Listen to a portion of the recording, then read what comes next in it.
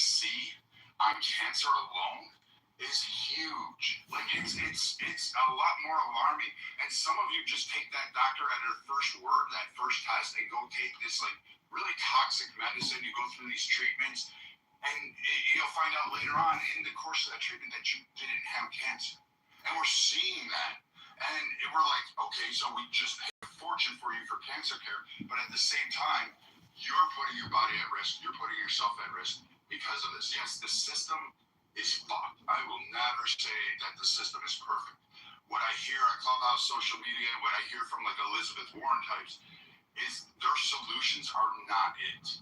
And if you look for one solitary solution overall, it's got to be a state-run issue with federal backing and federal regulations behind it. But you put in a universal health plan. And first, you have to define what that universal health plan is, whether it's going to cover mental, behavioral health, medical devices, pharmaceutical, dental, your eyes, ophthalmology.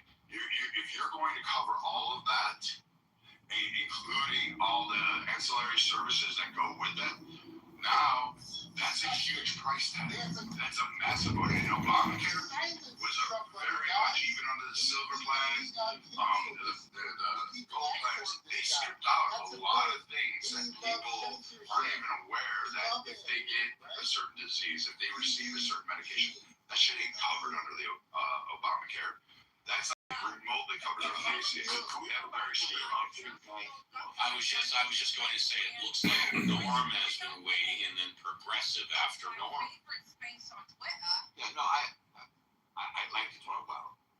Let's just Norm, you've got a green butthole. You can talk about whatever the fuck you want. I just wanted to get back to talking about the election. That's all, because very briefly and before coffee, I'd say the Democrats and by the way, Brandon's a wealth of knowledge on healthcare, obviously. It's his fucking wheelhouse. Yeah, he knows a lot. He's very good at it. And there's a lot to be considered. But I don't think we're going to change our healthcare place anytime in the future unless Donnie becomes president, dissolves the Senate and the Supreme Court. But because he's, because that's what the Democratic. Mamdani wasn't born on American soil. I know. Well, then he can't be president. I know. To you, Steve. I've got Nithya Raman who's going to be the next mayor of LA, so. I think we should arrest Mamdani. Mamdani goes around saying, I'm going to arrest Netanyahu. Well, tell you what, Andrew, why don't you wait a couple of minutes, wait for Norm, wait for Progressive, and then you can talk about arresting Mamdani. You just got on stage like literally a minute ago, so out and wait. And it was a good joke. And there he goes. So I think, that asks, is it going to be a hate election? And well, that's a given, I would say. Very superficially, I'd say that the Dems will run on no war, affordability, no kings, we hate Trump. And that's actually not too bad. Let's start with affordability, no kings, or affordability, no war, no kings, hate Trump. Those seem to be a good order. And they're crazy. No transgenders in sports. I can't think of anything else really that the Republicans are going to run on, but I'm not an expert when it comes to the Republican platform. So I'd be interested to hear what will, even from individuals, what will motivate them in the coming primaries. I think I'm trying not to practice the midterms. Again, I'm pre-coffee. I'm not even vertically yet.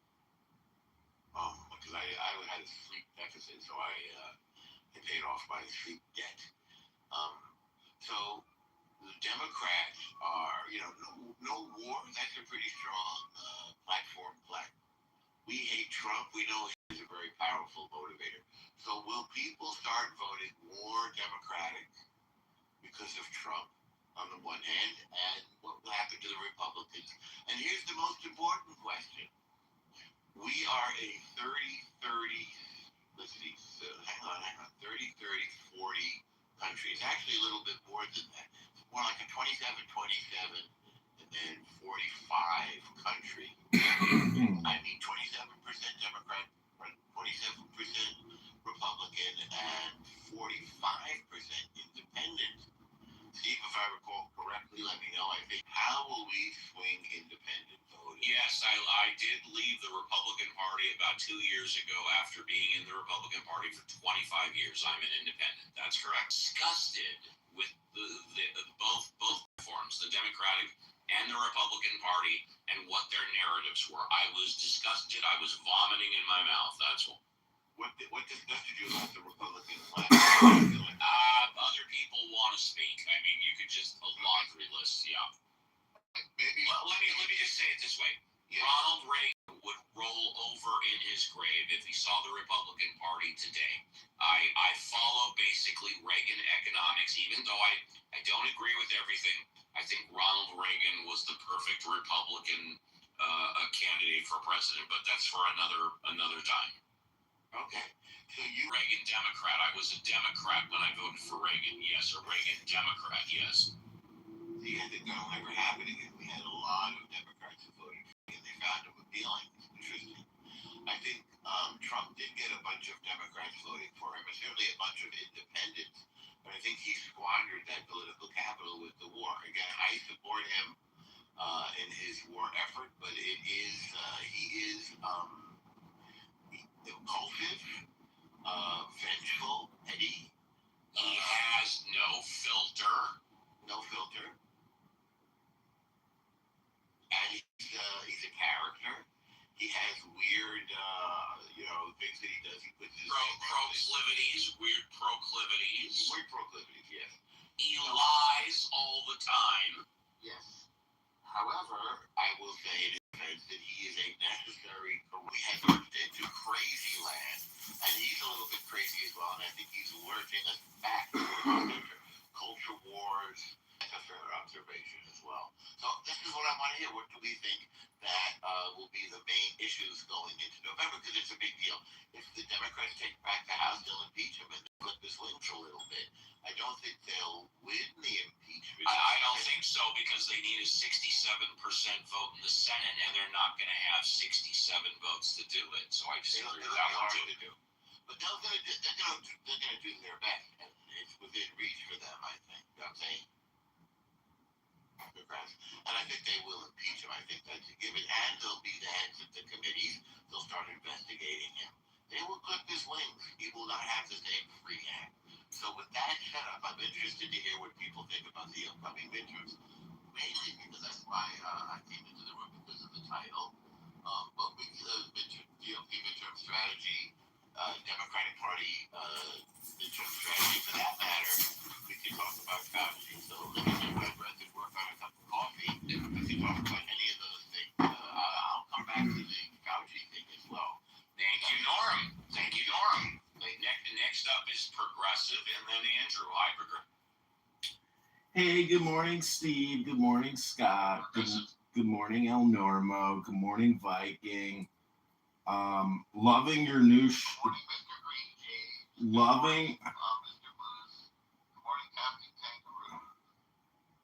I'm loving your new morning show, Scott. Yesterday was a banger, and I hope you guys keep doing this morning show every day, but maybe create a house, put it on record, make it a little more, condition it more for your audience. But anyways, the country's $200 trillion in debt. And if you look at the amount per taxpayer, it's approaching $500,000 per taxpayer, which is owed just to the federal government, not your state, not your municipality.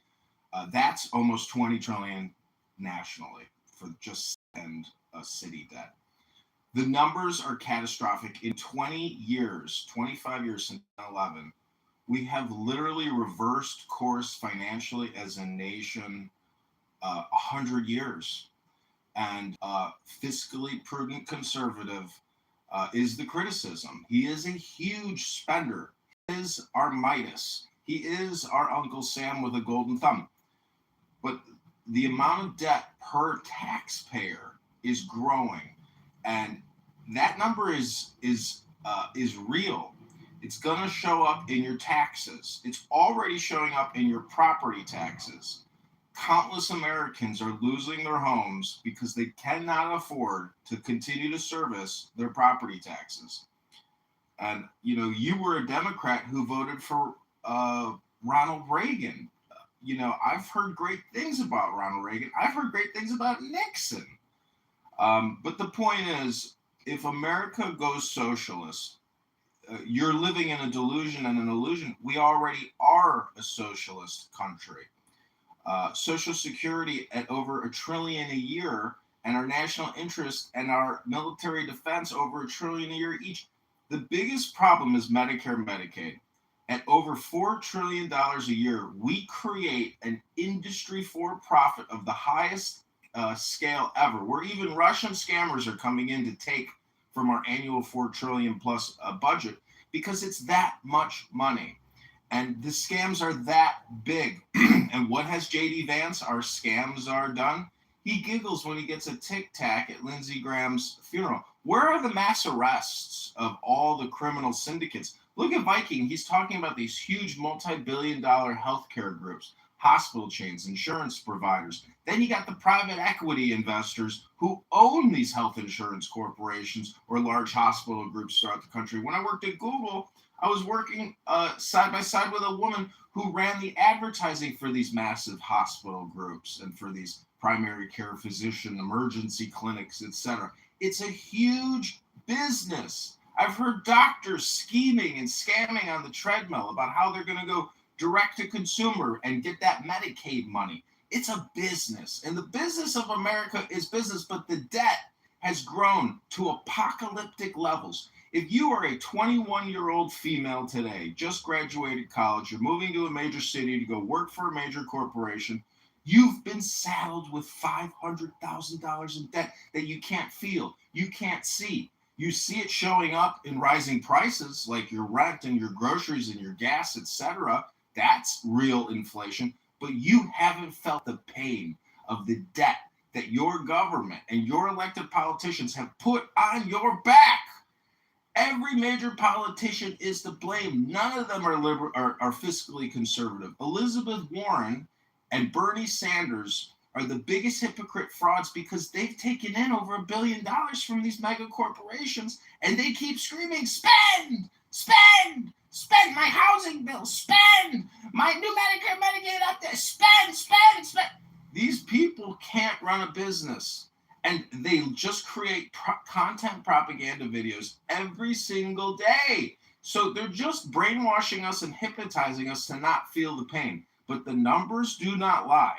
And in my opinion, when you compare socialism and communism versus laissez-faire capitalism, laissez-faire capitalism is the real true economic model for creating economic abundance at scale. And if you have two competing systems, you will find that the future economy, according to Ayn Rand philosophy, will always be laissez-faire capitalism. And if you think that socialist, communist, Democrat, progressive pluralists are going to be able to rein them in and put them in their system, it's not going to work. There will be breakaway economic systems that rip away from the socialist, communist paradigm, which is just a fraud. It's not a real business. When you run, our government has to operate as if it was a for-profit business, not a non-profit money printing scam fraud operation. Look at Norway. Look at Saudi Arabia. Countries are the future of the world because they're not in debt like us. And they've invested in Wall Street and they've quadrupled or even 10x'd their sovereign wealth funds. When you're born in Norway, you're born with fucking 200,000 or 500,000 in your back pocket. I want to move to Norway. I don't want to live in this clown world. Our politicians are lying to us and spamming us all day, every day. It never will end, and they know it. It is a race to the bottom, and it's the king of the hill of spam. And Donald Trump, unfortunately, is not the Ron Paul libertarian that we needed. And if he was, he really would have no power, because the power is in the purse. The power is in your ability to cut a check and spend for a new program and a new project and to keep funding the operations. But, if Donald Trump thought that his Venezuelan strategy of taking out Maduro is the same strategy in Iran, way off, way, way off. And this quagmire that he's in, I hope that he just keeps delivering lethal strikes and guerrilla fighting. To do mass deployments means that we've learned nothing, and he's not the general that we think he is. And most of these historical leader generals are failures. Napoleon, Hitler, the list goes on and on. They make huge strategic blunders. Look at Stalingrad. Germany lost 250,000 soldiers, killing 1 million Soviets. Is America prepared to even lose 100 more men on the ground in a battle, or 10,000 or 100,000 men? And you know, if we open up that can of worms in Iran, it's going to open up Pandora's box in other parts of the world. Other countries that have anger against America are going to take that opportunity to politically and militarily rub it in our fucking faces, and we will regret any major activity. We need lethal from the air, from the ground strikes with small strategic guerrilla commando raids to achieve our political ends and desired political end state in Iran, which is regime change. And that might... 1 minute, progressive. 1 minute. Let me just finish up about Fauci. Fauci is a fucking lying rat, snake, evil Democrat, twisted, demented piece of shit, scumbag shit bucket. And we should de-skin him, turn him into powder, and send every American a little packet of Fauci particulate so we can all individually flush him down the toilet. This has been a cancerous disaster, a clot shot, myocarditis disaster for our country. We've been lied to, we've been propagandized to, and this was all in the making. 10, 20 years. Big Pharma was the internet of the day, and this pandemic, scandemic. Well, you might have buyer's remorse from your 2 Zavs and your 3 boosters, but many Americans resisted and fought back and were willing to risk everything to say, no, I don't want an unnecessary injection into my bloodstream with no scientific data, verification, or proof that it even does anything, let alone it's not a health booster. Spike proteins have made people very sick, and they misrepresent COVID-19 infections as the flu. The World Health Organization is a criminal organization. All of this is for profit. It's not for your health. It's all to deceive you, to propagandize and hypnotize and spam you, to get you to do unnecessary things, to create more unnecessary circumstances in your life so the Medicare, Medicaid scam can keep going. But America is $200 trillion in debt, or even more. And a lot of you taxpayers owe $500,000. This situation is not good. We need some type of new radical revolutionary change to the system, which is really Ayn Randiism, which is the separation of economy and state. I rest my case. I am complete. Thank you. Andrew is next. Hi, Andrew. Good morning. Good morning from DuPont Circle in Washington, D.C. I am wonderfully aware, at least by any other people here, of how this political cycle is going to run. It is actually not the fault of a lot of what people think. I think Trump messed up when he did Liberation Day. Liberation Day literally is the reason the midterms are going bad. It happened in April of last year. That was when people started to realize that, maybe